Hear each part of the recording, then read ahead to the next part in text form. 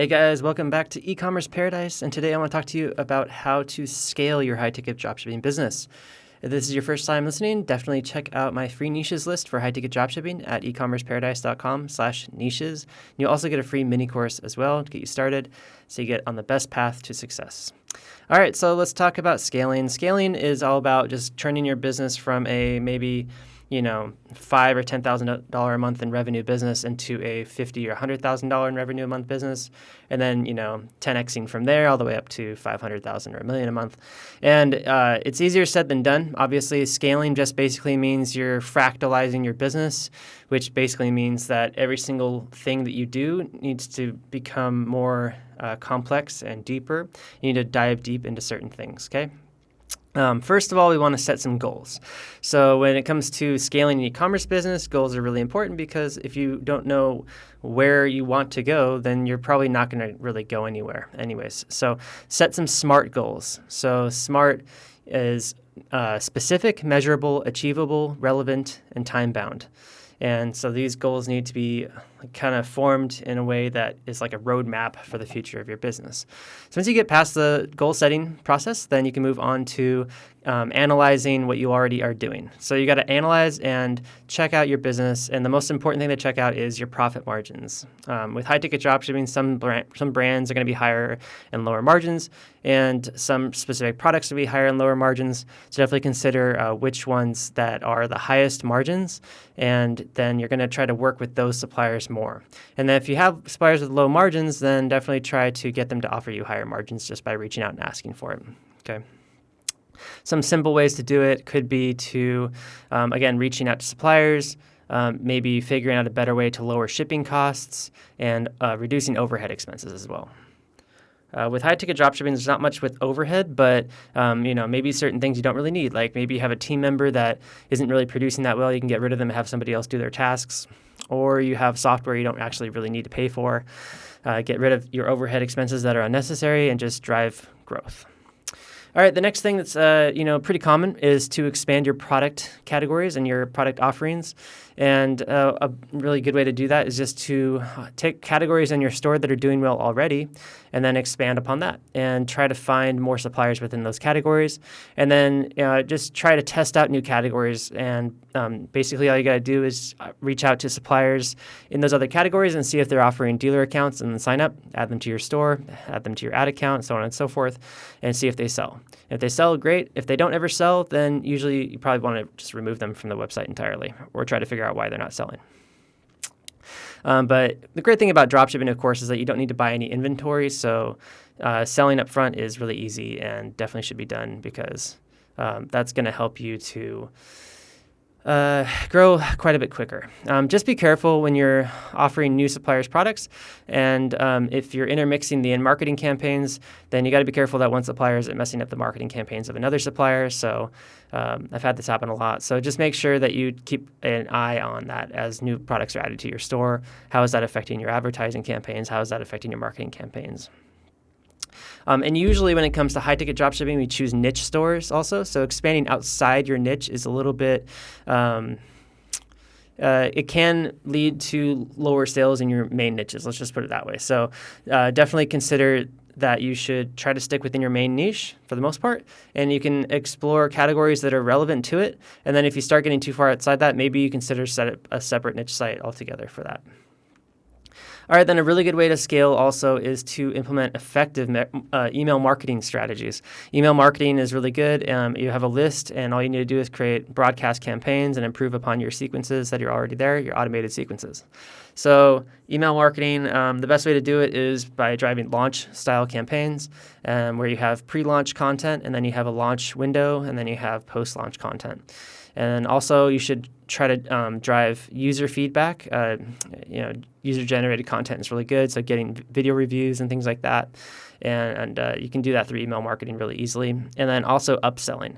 So if you ever get someone that buys a product that might be interested in other products in your store, use email marketing to promote those other products. All right, the next one is just really focusing on the customer experience. What are any particular ways that you can go about enhancing the customer experience? Definitely do that. And what I would do is just brainstorm some ideas. If you have a VA that does customer service for you, talk to them, ask them how they think you could improve. Basically, a lot of with high-ticket dropshipping is the fulfillment. So when an order happens, it's the time it takes to fulfill, and then the process of delivering the product to the customer, and the process of like setting it up and assembling it or installing it. That kind of stuff can be really enhanced. Basically, most of it is just communication. So enhancing the way that it's communicated to the customer. So some customers like phone calls, some like emails. Some like text messages. So just exploring all different avenues of communication and finding out every little thing there is about every single little product in your store, especially the ones that sell, that can be communicated about that. And then, of course, follow up and asking them how they're doing and stuff like that really helps the customer feel like they're feeling appreciated. And it also helps you get reviews. All right, the next thing that you should focus on, I've tried to focus on a lot, is automating operations and outsourcing. So main thing for high-ticket dropshipping are things like inventory updates, pricing updates, discontinued products, new products, and things like that. So there's a lot of little things that happen all the time with your suppliers. High-ticket dropshipping is never like a just set it and forget it thing. You're always going to be dealing with things running out of stock or new products coming in, old products going out. So you got to keep your store up to date. If you leave your store and just forget about it, you're going to end up getting sales that are not profitable because they can't be fulfilled. So it's just the way it is. I would highly recommend looking at certain apps that help with that, or just building in systems and just spreadsheets and things like that for your team to use to keep things set up and automated. I use a team instead of just outsourcing all my operations. Building an internal team is really good because then you have them every single day and they're full attention and you can train them on your specific business and stuff like that. Although there are other people that are available for freelance, like one-at-a-time project stuff, like development work or graphic designers, things like that. If you only have a little bit of work, it's probably a better idea to go that way to save some money at first. But in the long run, it's always better to hire somebody full-time. And I hire from the Philippines. So... All right, and building a strong team is the next point I want to make. Team culture and just team communication and teaching people how to communicate well and be team players is a really good thing. So when you have a team, of course, they're going to need a platform to which they can communicate. I use Slack and Trello and Hubstaff. Those are my main three things. And, of course, we have a Shopify store, and we use spreadsheets and Google Drive for organizing things as well. And I put a lot of my training videos on loom.com, some on YouTube. I use my high-ticket dropshipping masterclass to train my own team, and that works really well. And you can do the same. So if you sign up for my high-ticket dropshipping masterclass, you can use those lessons to train your team on how to do the same tasks that my team does in the long run. Some of it that we've been learning how to do with AI recently is a bit updated now because of AI, but the principles remain the same. So if you want to check out the masterclass, it's at ecommerceparadise.com/masterclass. All right, and then the next thing is checking out your data and analytics. So this is kind of goes without saying, but analytics are really where the money is. You have to dive into that stuff and figure out what's converting well and where your target audience is and where you can find them, what they're doing on your website, how long they're spending on your site, what your CTR is, what your CPA is. There's a lot of different points that you've got to understand it and analyze so that you can improve upon them. Okay, and split testing should be done, but you should not change a bunch of things at first. You should always just be looking at the KPIs that matter the most to your business, and then you should be really just making one change at a time to see how it affects your business. And once your business is converting pretty well and doing well, I really recommend kind of just taking a step back and not trying to analyze and optimize and grow so much, but kind of just let it run. While taking care of the key things that need to be taken care of, because a lot of times what happens is you try to grow your business and you actually end up breaking stuff instead of improving things. So just keep in mind that sometimes it's better just to let things kind of just chill. All right, and then the next thing is actually expanding into new markets or sales channels. And this is what I like to do a lot because it really can open up your avenues of growth and get your business out there in more places.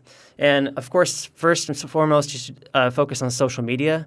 So, setting up automated social media posting apps is a great idea so you can get your products into channels like Instagram or Facebook or YouTube and Pinterest, places that people look around all the time and they'll see your products and they'll click through to your website, possibly buy them. Another good idea is to expand into sales channels where you can automate inventory and price updates and things like that. These are like eBay or Houzz or even affiliate marketing platforms like ShareASale or CJ.com or Walmart even has a marketplace. Of course, there's Amazon. You just have to be careful because it's somebody else's backyard, so you're kind of dealing with their terms and conditions. So they're oftentimes not going to be as lenient if you do screw things up. So just be careful and try to maintain a good customer experience for that platform as well as for your customers.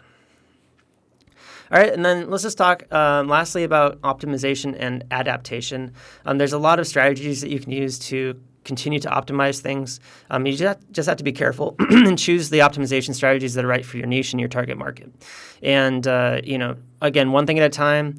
If you start to employ a bunch of optimization strategies all at once, you don't really know which one works and which one doesn't. Sometimes you'll break things and sometimes things will immensely improve, but split testing is really important. So usually I give it 1 to 3 days maybe of testing, especially if you have a lot of traffic.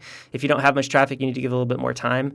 But if you want to, for instance, be more aggressive on your Google ads and you end up raising your bids and then all of a sudden you get less sales, it's kind of obvious that maybe it's a better idea just to not be as competitive in the ads, because oftentimes people click around to different stores, and if they find you first, they're going to click around to other stores and maybe buy from them. If they find you, third or fifth, then they'll probably buy from you after looking at other stores. So it's probably a good idea actually to be not as competitive in Google Ads sometimes.